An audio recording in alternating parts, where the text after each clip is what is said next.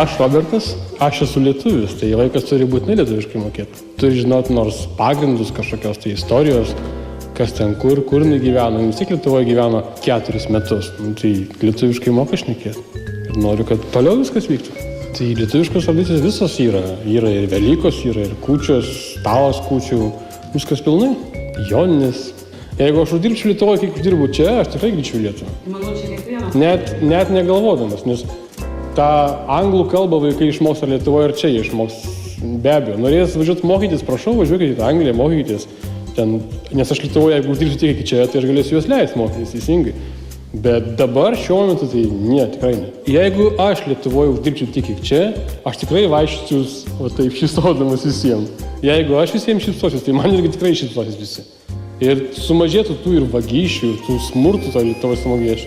Jeigu aš galiu sau leisti ten nuveikti.